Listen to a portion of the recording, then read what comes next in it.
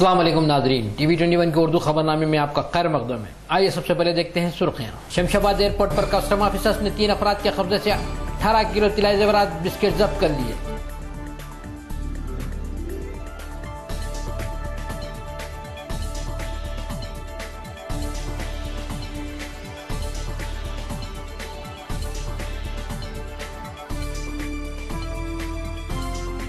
IPS Sheikh Mohammad Iqbal ने special officer का जायजा हासिल कर लिया।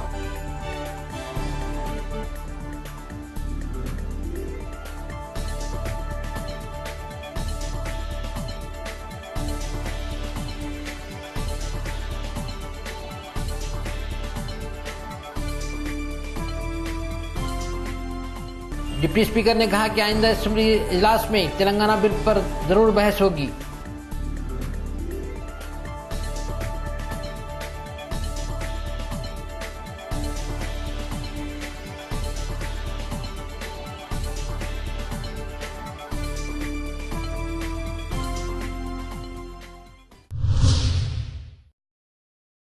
अब खबरें तफसील से। कस्टम ऑफिसर प्रसाद ने प्रेस कॉन्फ्रेंस से खिताब करते हुए बताया कि आज सुबह सिंगापुर से हैदराबाद आने वाली टाइगर एयरलाइंस की फ्लाइट में 3 मुसाफिरीन हाजी मोहम्मद, चंपालिंगम और जैनुद्दीन के कब्जे से कस्टम ऑफिसर्स ने 18 किलो मालियत पर मुश्तमिल तिलाई बिस्किट्स बरामद किए। ये लोग गैर कानूनी तौर पर स्मगलिंग कर रहे थे, जब्त कर लिए गए। मजीद कार्रवाई इनके खिलाफ जारी है। The profiles of the passengers, the 3 passengers, they had certain suspicions about their behavior and therefore they detained them, and then after search it was found that each of the 3 passengers who have come from Singapore had 6 kgs of gold, 6 kgs of gold on each one, on each passenger, total 18 kgs. And you can see we have displayed these 18 kgs before you. Total value of this seizure is 5.4 crores. In past also, Hyderabad Customs at airport has done certain seizures, but this is the biggest catch so far. We have also done the seizure of currencies also, about 2,70,000 foreign currencies from these three passengers. So total 5.4 crore worth of gold plus 2.70 lakhs of foreign currencies have been seized in this case. This goes to show that our officers are very alert at the airport, and we want to ensure that all the cases, such cases, are detected. It is not an easy job, because the officers have to be alert. You have the flow of the passengers, and among that flow of the passengers, one has to find out who have the certain suspicious behaviors. So this is all about this seizures. Further details my commissioner, Mr. M.K. Singh, will be able to provide you, and towards the end we will give you a small brief also, so that you can print it. In addition, these 3 passengers have already been arrested. They will be produced before the magistrate as per the arrest procedure, etc. In this year, 2013-14, we have total 16 kgs of gold besides this one, and 13 passengers have already been arrested. But this one is the biggest, which actually 18 kgs is almost more than whatever we have done so far in this year. We will give you an interesting case where minority commissioner Sheikh Mohammad Iqbal IPS को हुकूमत ने बगबोट special officer के जायज़ जिम्मेदारी सौंपी है। आज Sheikh Mohammad Iqbal IPS ने अपने नए ओहदे का जायजा हासिल कर लिया, और इस मौके पर वो प्रेस कॉन्फ्रेंस से खिताब करते हुए मज़ीद तफसीलात बताएं।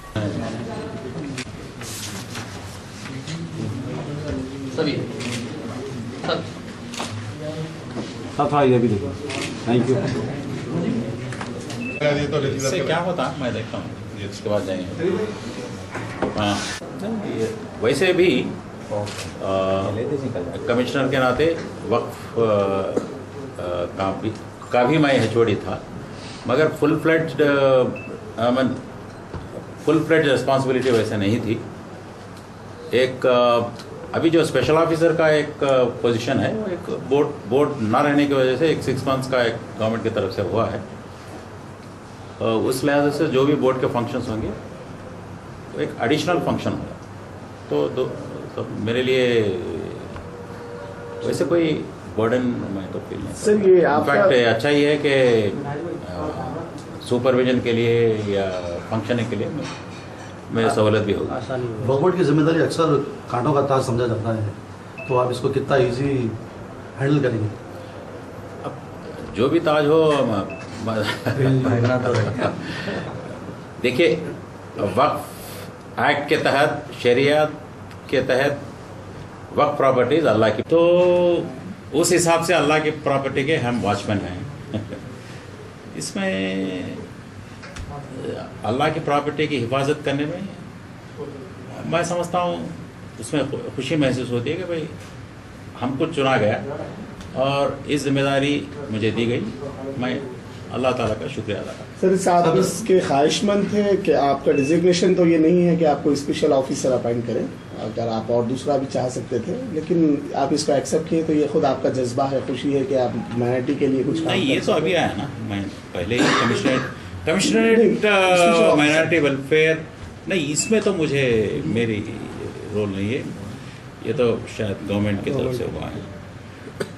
कमिश्नर माइनॉरिटी वेलफेयर का जब आया था, तो जब एक पोजीशन के तहत मैं एक चॉइस जब आया, तो मैं भी रिक्वेस्ट किया था कि भाई ऐसा माइनॉरिटी वेलफेयर अगर है डिपार्टमेंट तो मैं जाना चाहूँगा, एक रिक्वेस्ट मैंने किया था। जब सर बोर्ड के तहत जो ज़मीन आते हैं उसके तहफ़्फ़ुज़ की अभी बात करें तो अक्सर देखने में यह आया कि सरमायादार, पॉलिटिशियंस और तमाम लोग के कंट्रोवर्सीज रहते हैं, इसमें डिस्प्यूट्स रहते हैं, तो उन लोगों को रोकने में आपके अगर कोई प्रेशर है या कुछ है तो आप उसको कैसे?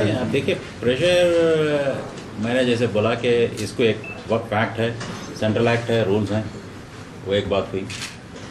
और एक तो मैंने जैसे बोला कि भाई कुछ भी प्रेशर हो, ये तो प्रॉपर्टी अल्लाह की प्रॉपर्टी, जिस हालत में इसको जैसे भी इसको महफूज रखना है उसको रखेंगे, और लीगली जो भी कार्रवाई करना है उसे करेंगे। कोई प्रेशर का कुछ असर नहीं होगा? इंक्वायरी होगी? प्रेशर तो नहीं होगी, कुछ प्रेशर का असर नहीं होगा। प्रेशर वैसे स्पेशल ऑफिसर होने के चार्ज लिया हमें, क्या क्या स्कैम है देखेंगे, अगर इंक्वायरी जो भी है तो होगी, जिसमें होना है होगी। प्रॉपर्टी 3-4 घंटे वगैरह तो उसकी एक टाइमिंग उस हिसाब से जैसा वर्कलोड के हिसाब से इंशाल्लाह। सर ये क्रिटिकल ग्राउंड है, वक्फ बोर्ड जो है क्रिटिकल ग्राउंड है, लास्ट टाइम भी जो ये है, खुदा से जो भी बंदा डरता है तो बैलेंस करने की जरूरत नहीं, जज्बा रखते हैं, खुदा पे।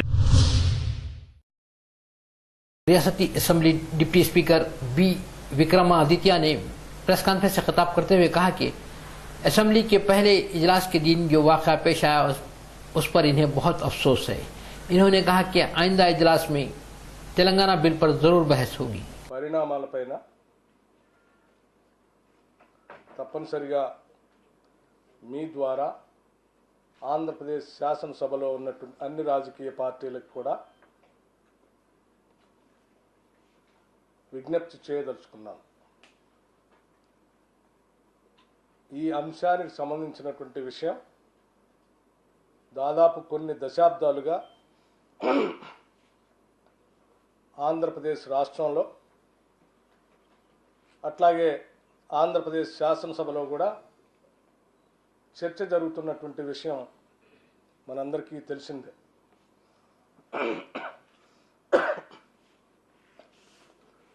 ఈ అంశం ఆంధ్రప్రదేశ్ రాష్ట్రానికి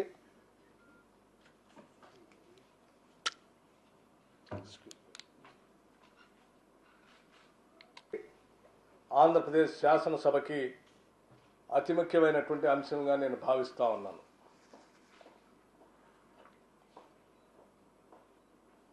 ఆంధ్రప్రదేశ్లో ఉన్నటువంటి ప్రజానికానికి కానీ, ఆంధ్రప్రదేశ్లో ఉన్నటువంటి రాజకీయ పార్టీలకు కానీ, ఆంధ్రప్రదేశ్ శాసనసభకు కానీ ఈ బిల్లు టేబుల్ చేసిన తర్వాత అత్యంత ప్రధానమైనటువంటి అంశంగా తీసుకొని చర్చిస్తారని, దీనిపైన లోతుగా అధ్యయనం చేసి అందరి అభిప్రాయాలు తెలియజేస్తారని ఆశించాం. గత వారం రోజులుగా ఆంధ్రప్రదేశ్ శాసనసభలో ఈ బిల్లును టేబుల్ చేసిన తర్వాత ఉత్పన్నమైనటువంటి పరిస్థితులు దృష్టిలో పెట్టుకొని మరొకసారి రాజకీయ పార్టీలకు విజ్ఞప్తి చేయాలన్నటువంటి ఆలోచనతోనే మీతో మాట్లాడుతూ ఉన్నాం. ప్రజాస్వామ్యయుతంగా రాజ్యాంగబద్ధంగా ఆంధ్రప్రదేశ్లో ఏర్పడినటువంటి అత్యున్నతమైనటువంటి సభ ఈ ఆంధ్రప్రదేశ్ శాసనసభ. ఈ రాష్ట్రానికి సంబంధించినటువంటి అంశాలు కానీ అన్ని రాజకీయ పార్టీలకి అత్యంత ప్రాధాన్యత కలిగినటువంటి అంశంగా तेलुगुदेशम रुकन असेंबली जी मुत्तम कृष्ण नायडू ने कहा कि कल ही सदर जमहूरिया ने कहा कि रियासत की तकसीम अच्छी तरह होनी चाहिए. इन्होंने कांग्रेस हुकूमत पर तनकीद की और इनकी पार्टी ने सदर जमहूरिया से मुलाकात का वक्त लिया है और सदर जमहूरिया से मुलाकात पर इन्होंने तमाम मसाइल से इन्हें वाकिफ करवाएंगे. ఈ యొక్క జనాభా పెరిగిపోయింది, విభజన చేసేటప్పుడు విద్యత ప్రదర్శించాలని చెప్పని గొప్ప సలహా చెప్పాడు.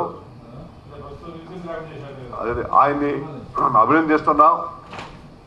ఇప్పుడు ఈ బిల్లు చేసిన విధానం కానీ, రాజ్యాంగాన్ని ఉల్లంఘించడం కానీ, ఆర్టికల్ 3ని బలవంతంగా రుద్దడం కానీ, లేదు ఇంతకుముందు జరిగిన రాజ్యాంగ ఆ యొక్క ప్రొసీజర్స్ని పాటించకుండా పోవడం కానీ, ఈ బిల్లులో ఉన్న లొసుగులు కానీ, 130 రోజులుగా సీమాంధ్ర ప్రాంతం వాళ్ళు చేసే అరిస్టేషన్ కానీ, ఇవన్నీ కూడా విజ్ఞప్తితో ఉన్న బిల్లుని పంపించారని చెప్పని రాష్ట్రపతి గారు కూడా గమనించాలని చెప్పి వారికి విజ్ఞప్తి చేస్తున్నాం.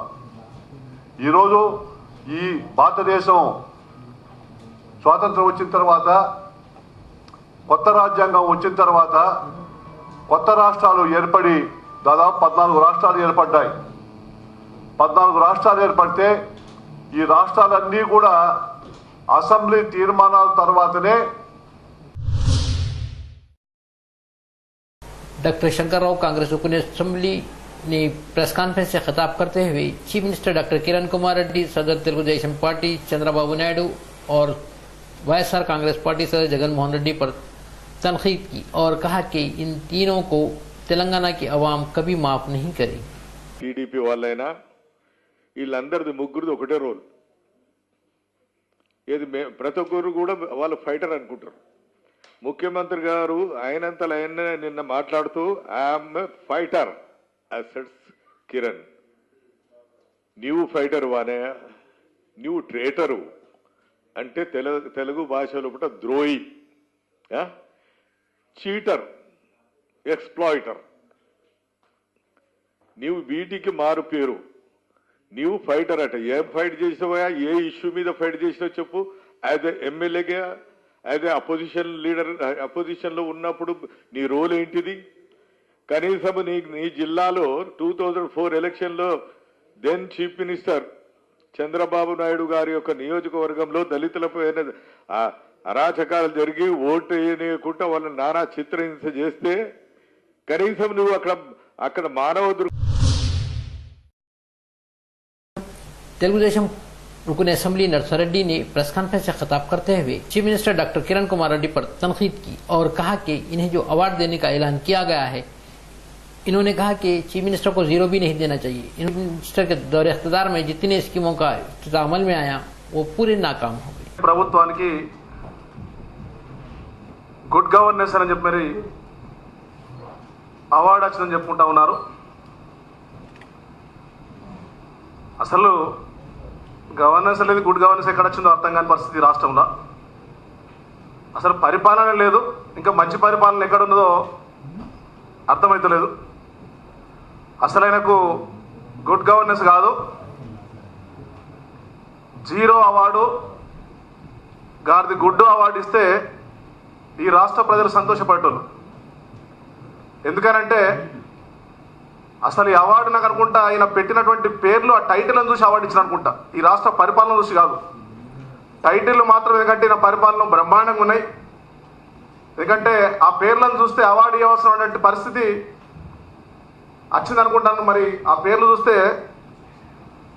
అమ్మ హస్తం, బంగారు తల్లి, ఇందిరాప్రభ, రాజగురు కల్పన, మరి ఇందిరా మెయిన్లు.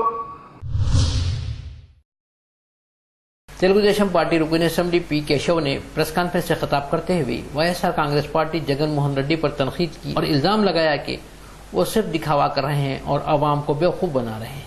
జరుగుతున్నటువంటి సమైక్యాంధ్ర ఉద్యమం నేపథ్యంలో రాష్ట్రపతి గారు వస్తున్న తరుణంలో ప్రతి ఒక్క ఎమ్మెల్యేను రాష్ట్రపతికి పెట్టి ఇవ్వాలంటే ఆయన ప్రకటన చేశారు.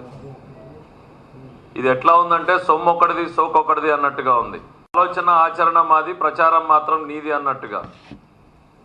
100 రోజుల క్రితం చెప్పాం, చిత్తశుద్ధితో పనిచేయమంటున్నాం.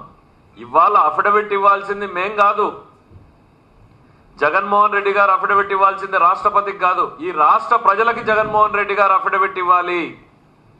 రాష్ట్ర విభజన చేసినటువంటి కాంగ్రెస్ పార్టీకి ఎటువంటి మద్దతు ఇవ్వనన్నటువంటి అఫిడవిట్ రాష్ట్రంలో ప్రతి ఇంటింటికి జగన్మోహన్ రెడ్డి గారు ఇవ్వాలి. ఆ విషయాన్ని ఆయన గుర్తు చేసుకోమని చెప్తున్నాం. ఆయన సమైక్యవాదం ముసుగులో విభజనవాదం వద్దు అనేటువంటిది జగన్మోహన్ రెడ్డి గారికి ఈ సందర్భంగా గుర్తు చేస్తున్నాం. Telangana auto drivers union convener जनाब अमानुल्लाह खान ने प्रेस कॉन्फ्रेंस से खिताब करते हुए कहा कि 1 जनवरी से ऑटो रिक्शा की हड़ताल का आगाज होगा. इन्होंने हुकूमत से मुतालबा किया कि ऑटो किराए में इजाफा किया जाए और पुलिस चालाना कम किए जाए. हम ये वादा करना चाहते हैं कि हम चलने से इनकार नहीं करेंगे, हम एक्स्ट्रा डिमांड नहीं करेंगे, हम पैसेंजर को किसी तरह पैसेंजर के साथ गैर अखलाकी अंदाज में पेश नहीं आएंगे. तो हमें मुतालबा कर रहे हैं कि हमारे साथ इंसाफ कीजिए.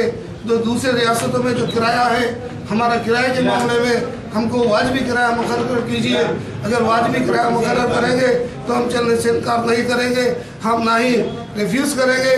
और साथ ही साथ हम डिमांड कर रहे हैं कि शहर हैदराबाद में जहां देखो शेयरिंग ऑटो जो मीटर गैर कानूनी तौर पर जिससे मीटर का कोई ताल्लुक नहीं, ओवरलोड करते हुए हमारे शहर के सड़कों पर ये गाड़ियाँ शहर चल रही है. लिहाजा ये शेयरिंग ऑटोओं पर फौरी इम्तना आयद करना चाहिए.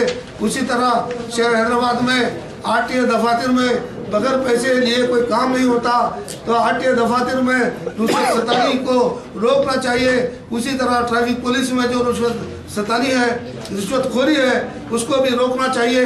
हमारे 3 डिमांड के पहले हमारे साथ इंसाफ होना चाहिए, किराया दूसरे रियासतों के मुमासिल हमारा किराया इजाफा होना चाहिए. शहर हैदराबाद में शेयरिंग ऑटो पर इम्तना आयद करना चाहिए और आरटीए दफातर और पुलिस दफातर में. महबूब नगर रोड पर खानगी बस जलकर खाकिस्तर हो गई थी.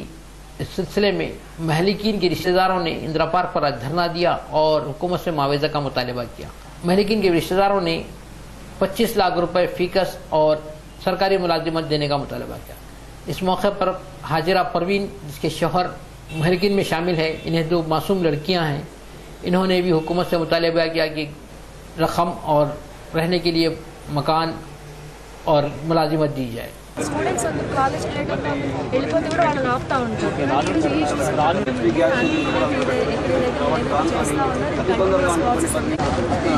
इंडियन गैस जो डोमेस्टिक गैस है ना,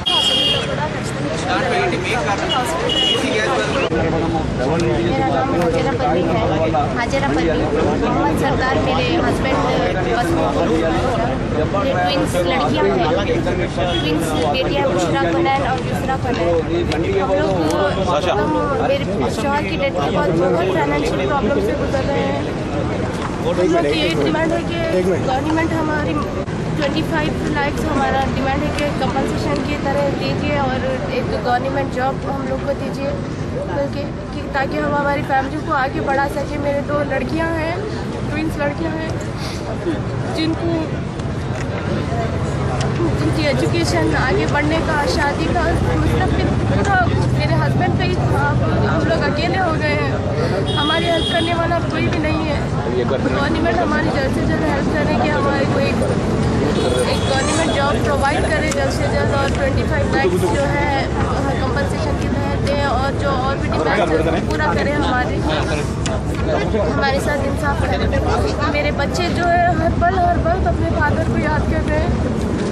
हम लोग बैंगलोर से हम लाकर छोड़े थे, हमारे लॉस के पास छोड़े थे मेरे हस्बैंड। 10 डेज़ के बाद हम लोग को लेने के वास्ते आ रहे थे कि जब भी फ़ोटो देखते हैं अपने फादर के, अबू जी याद कर रहे हैं बच्चे, मेरा हर वक्त याद कर रहे हैं बच्चे, अबू जी बहुत मिस कर रहे हैं। बच्चों को आगे बढ़ने के लिए जल्द से जल्द गवर्नमेंट को हमारी मदद करें, हम पर रहम करना चाहिए, छोटे बच्चों पर, हम पर, कि हमारी मुस्तकबिल में हमारी ज़िंदगी को आगे बढ़ाने के लिए हेल्प करना चाहिए गवर्नमेंट को जल्द से जल्द।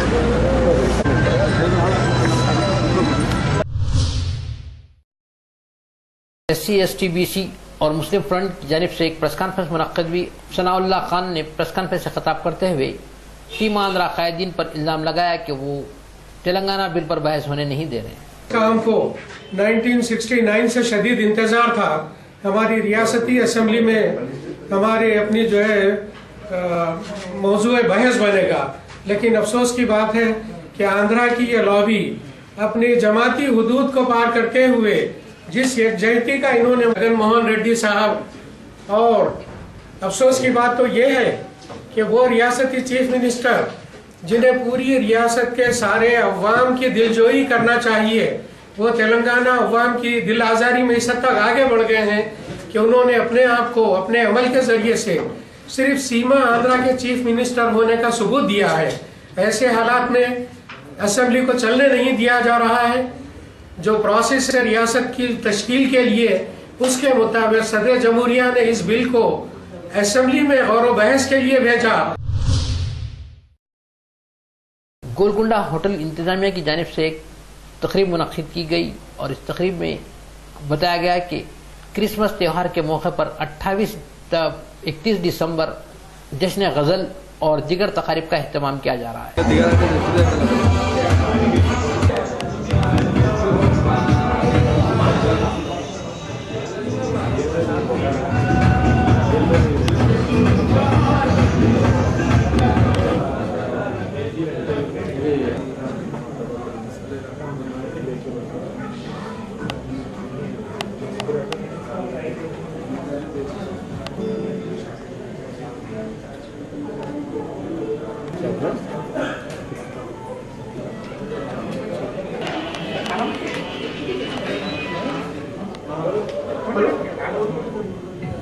Hello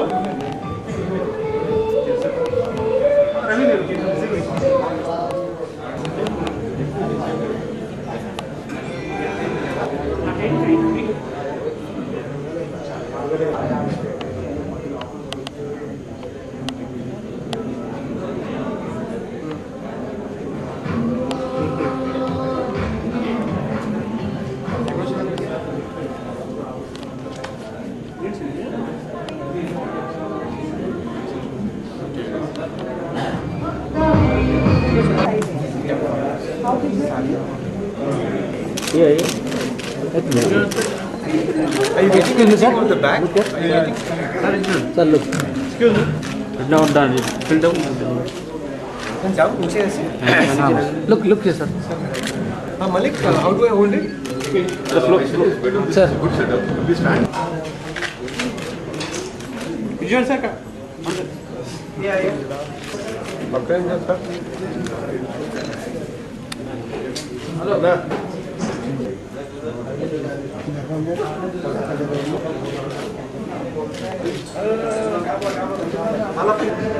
See, present Love Life cinema is it's going to be released on January 14th. So do watch the theaters. Love Life it's a love concept actually. The sentiment, emotion, అన్ని కలగలిపింది. కాకపోతే ఏదైనా ఒక చిన్న message pass చేద్దాం only cinema చేయడం కాకుండా director గారు అప్పుడు ప్రొడ్యూసర్ గారు గురించి ప్రకారం ఇలా చేద్దాం అనుకున్నాం. ఓన్లీ సినిమా చేస్తే సినిమా ప్రకారం చిన్న మెసేజ్ కూడా పాస్ చేస్తే బాగుంటుంది అనుకుంటున్నా చేసేసుకుంటాం. नाजरीन फिर एक बार देखते हैं सुर्खियां। शमशाबाद एयरपोर्ट पर कस्टम्स ऑफिसर्स ने 3 अफराद के कब्जे से 18 किलो तिलाई बिस्किट जब्त कर लिए।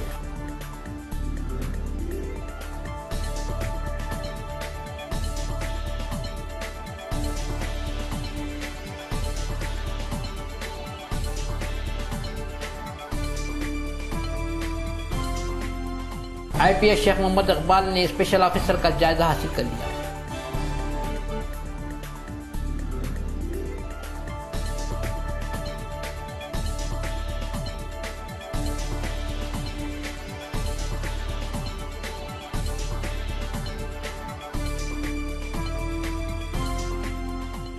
डिप्टी स्पीकर ने कहा कि असेंबली के आइंदा इजलास में तेलंगाना बिल पर जरूर बहस होगी।